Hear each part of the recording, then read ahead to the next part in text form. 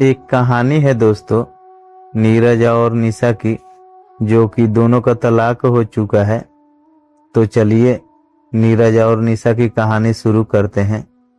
तो दोस्तों, तलाक के 10 साल बाद वो दोनों एक शादी में मिले। नीरज ने निशा को अकेला देखा तो वो उसके पास उसकी कुर्सी पर जाकर बैठ गया। काफी देर तक दोनों एक दूसरे को देखकर अनदेखा करते रहे। दोनों ने 7 साल साथ गुजारे थे। झगड़ों के अलावा कुछ मीठी यादें भी दोनों के दिलों में बसी हुई थी। आखिर नीरज ने ही बात शुरू की। कैसी हो तुम? निशा अभिमान के साथ बोली। मजे में हूँ। दूसरी शादी को 9 साल हो गए हैं, 2 बच्चे भी हैं। नीरज ने गौर से उसका चेहरा देखा। वो पहले से बहुत ज्यादा दुबली पतली हो गई थी। चेहरे पर जरा भी रौनक नहीं थी, न शरीर पर महंगे कपड़े थे।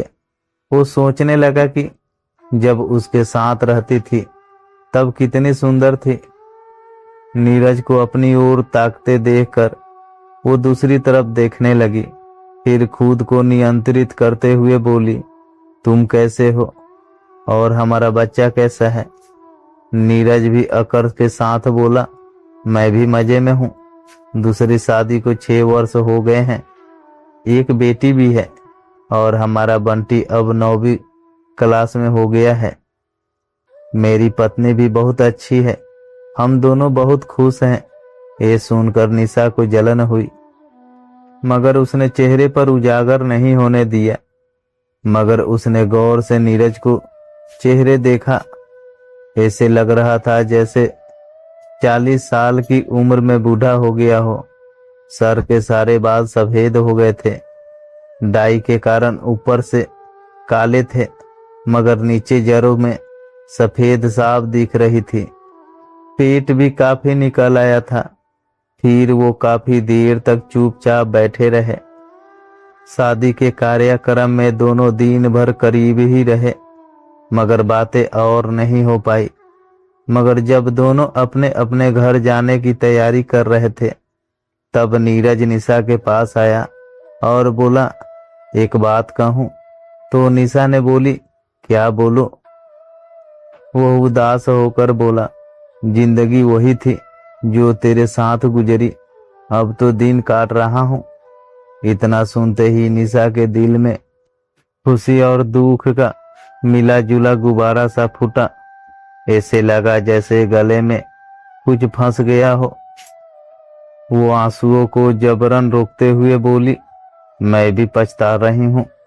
एक शराबी और गंदा आदमी पल्ले पड़ गया है, रो रो कर दिन काट रही हूँ।